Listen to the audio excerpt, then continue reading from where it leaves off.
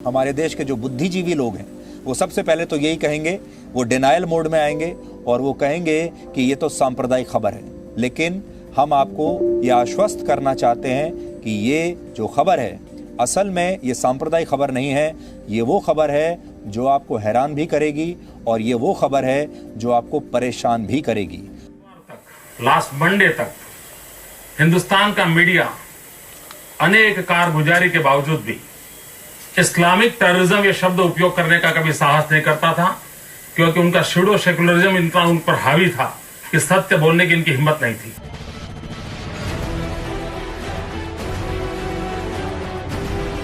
उत्तर प्रदेश के धर्मांतरण रैकेट के मास्टरमाइंड बेनकाब हो रहे हैं। नाम मोहम्मद उमर गौतम, जुर्म जबरन धर्म परिवर्तन, ठिकाना सलाखों के पीछे।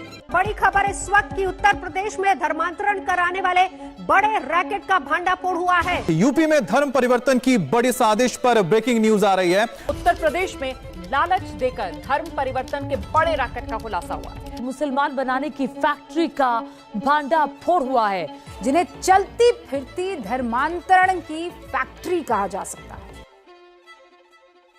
सरकार तो इतना चिल्लाती नहीं है ना जितना मीडिया चिल्लाती है। तो जो ये मीडिया ट्रायल है ना, ये बहुत मतलब गलत तरीके से पेश किया गया है ना, और धर्मांतरण की फैक्ट्री कह दिया, जिहादी कह दिया, पाकिस्तान से लिंक जोड़ दिया गया बिना सबूत के। मतलब जितने लगाना था कुछ कसर नहीं छोड़ा।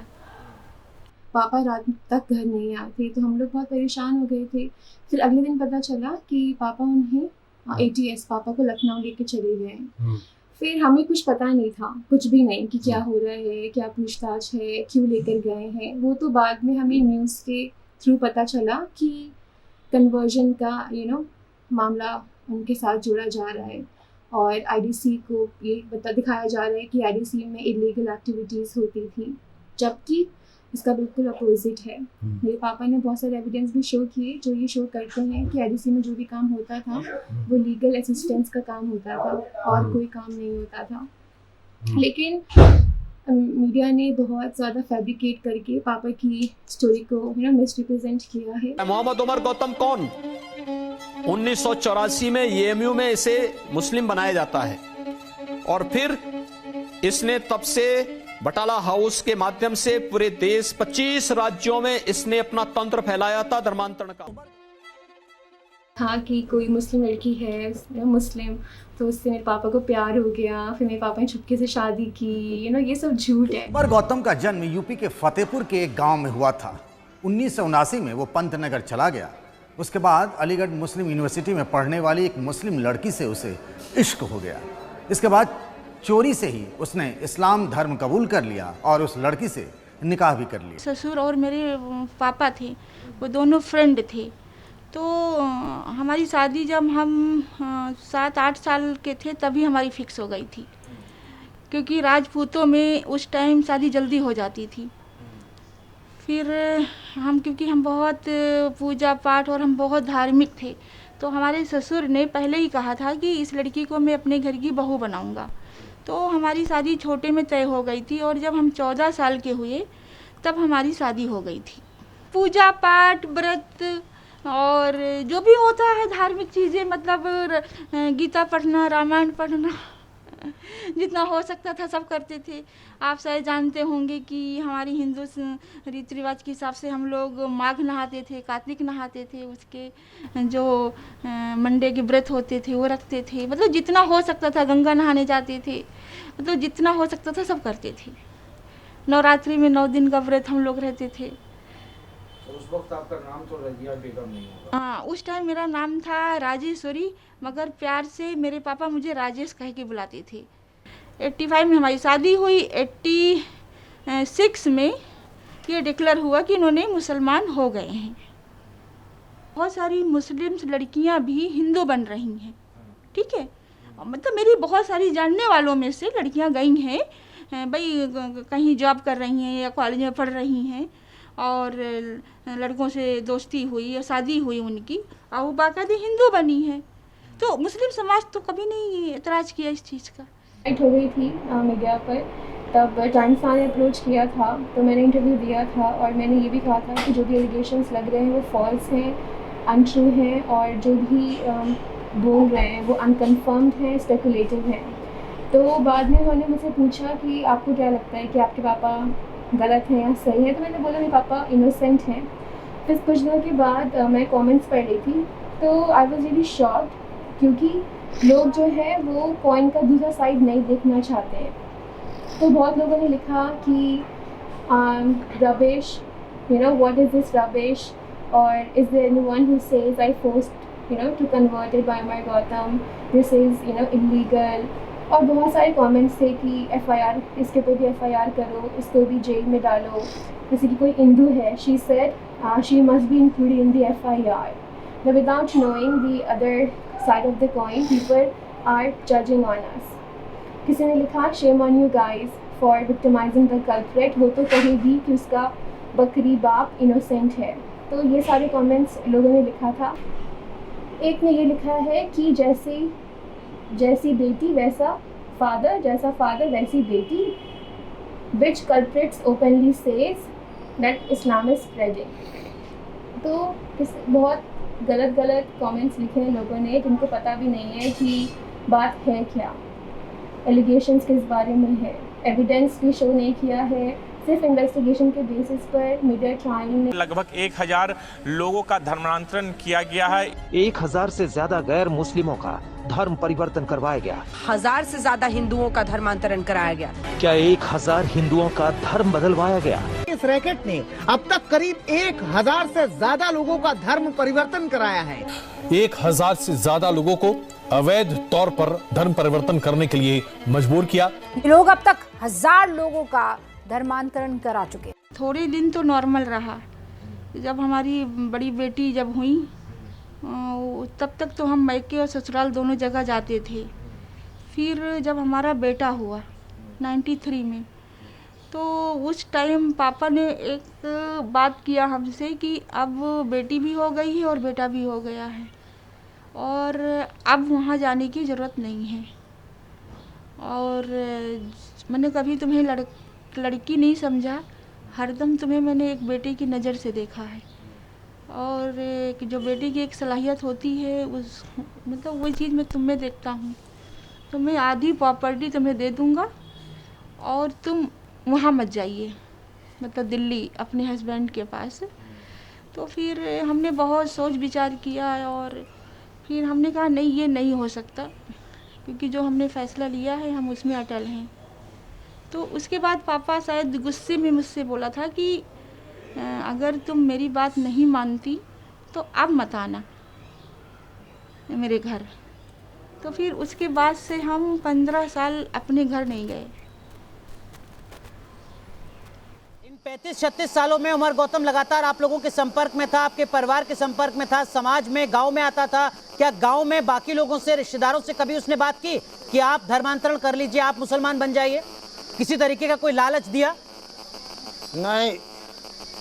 बहुत गंदे तरीके से मतलब जो पेश किया है, जो चीज़ें हैं, आप ये देख लीजिए कि ज़बरदस्ती धर्मांतरण का जो इल्ज़ाम लगाया गया है। आप मेरे घर आए हैं, आपको मैं ज़बरदस्ती मुसलमान बना सकती हूँ? सोचने की बात है, कॉमन सेंस की बात है। अच्छा, कैसे कोई बन जाएगा किसी के कहने पर? मीडिया ट्रायल इस रूप में हुआ कि इनके पाकिस्तान से लिंकेज है, जाकिर नाइक से लिंकेज है, और जिहादी फैक्ट्री है। जिहादी फैक्ट्री चलती फिरती जिहादी फैक्ट्री। तो आपको बुरा लगा इन चीज़ों? मैंने कोई फॉलो भी नहीं करा कोई स्टोरी पे, सच बताऊं, कोई भी स्टोरी फॉलो अप नहीं करा, क्योंकि मुझे अभी से क्या पता है, आपको पहले से ही पता है हर केस में क्या ही होता है मीडिया का। अब मीडिया का आप देख लीजिए ना कि मीडिया ने क्या नहीं करा, क्या नहीं बोला। पेपर हो, प्रिंट मीडिया हो गया, इलेक्ट्रॉनिक मीडिया हो गया, एक बार वेरीफाई कर लेते अपने सारे लीड्स को, उसके बाद कोई कमेंट करते तो बहुत सही रहता। कब तक लगता है आपके पापा बाहर आ जाएंगे? बेल की हियरिंग में 10 दिन लगेंगे, अगर सब अच्छा रहा सब तो इंशाल्लाह 15 दिन में। मुबैना तब्दीली मजहब केस का मामला जिसमें उमर गौतम के बेटे अब्दुल्ला को गिरफ्तार किया गया है। अब्दुल्ला पर धर्मांतरण करने वालों के लिए फंड जुटाने का आरोप है। More breaking news coming in. Uttar Pradesh ATS has arrested accused Umar Gautam's son in the illegal conversion case. Abdullah was the one behind funding conversion and was in direct contact with Jahangir Alam and Kausar. Why was that person declared a terrorist on the first day in the first place? Why wasn't he caught and accused by the media? जैसे ही police किसी भी दाढ़ी वाले को पकड़ती है, उसको उस समय का इलेक्ट्रॉनिक चैनल फौरन उसको टेररिस्ट क्यों डिक्लेयर शुरू कर देते थे? एक जर्नलिज्म की एक फंडामेंटल प्रिंसिपल होता है कि you have to use the word alleged, reported, claimed. वो सब परिभाषाओं को आपने छोड़ दिया, उसके बदले आपने सीधा अपना एक जजमेंट डिक्लेयर कर दिया कि एक दाढ़ी वाले का फोटो आप स्क्रीन पे दिखाएंगे, आतंकी पकड़ा गया, और आतंकी पकड़ा गया, टेररिस्ट पकड़ा गया।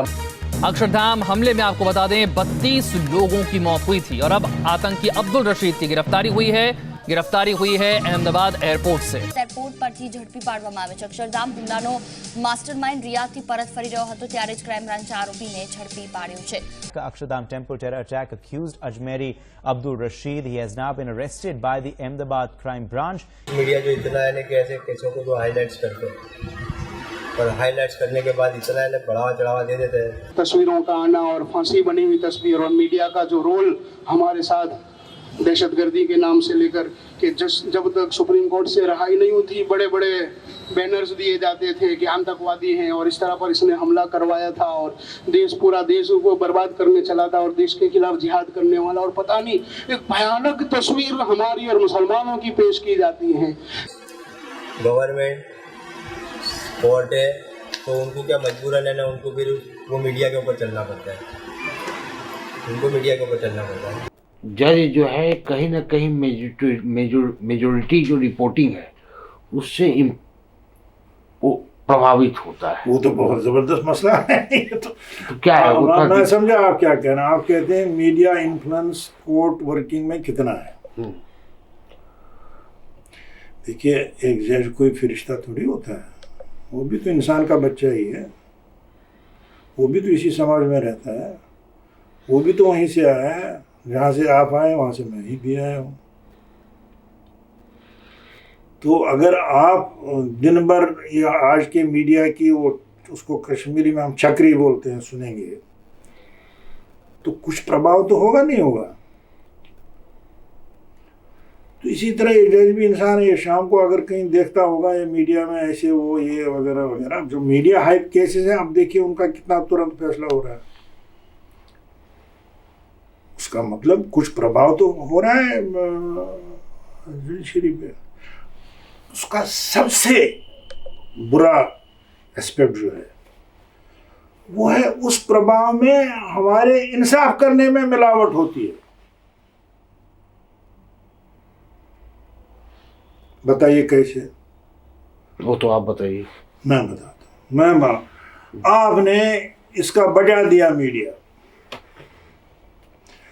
वो दूसरे दिन आता है मेरे पास जमानत के लिए। अगर उसका केस काबिल जमानत भी हो, मैं डरता हूँ, मैं कहता हूँ नहीं ये तो मीडिया में बच गया है। अगर मैंने इसकी जमानत की तो लोग बोलेंगे देखो जी इसने कोई या तो भ्रष्टाचार किया या इसका कोई लिहाज किया या किसी के असर में आ गया। क्या मैं जमानत ही नहीं कर रहा? जब मैं जमानत नहीं कर रहा हूँ, मैं क्या न्याय कर रहा हूँ या अन्याय कर रहा हूँ? क्या कर रहा हूँ? इनजस्टिस कर रहे हैं। किस वजह से?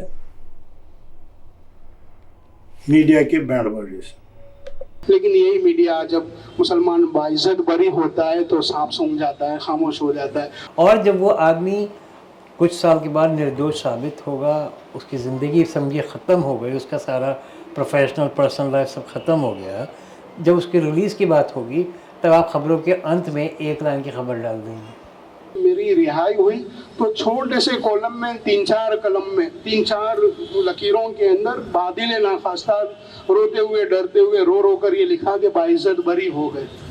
जब बाइज्जत बरी होने के बाद भी आतंकी का लफ्ज लिखना नहीं भूलते हैं कि ये लिखते हैं कि अक्षरधाम केस के आतंकी बाइज्जत बरी हो गए। ये तो हमारे साथ इनका सलूक है।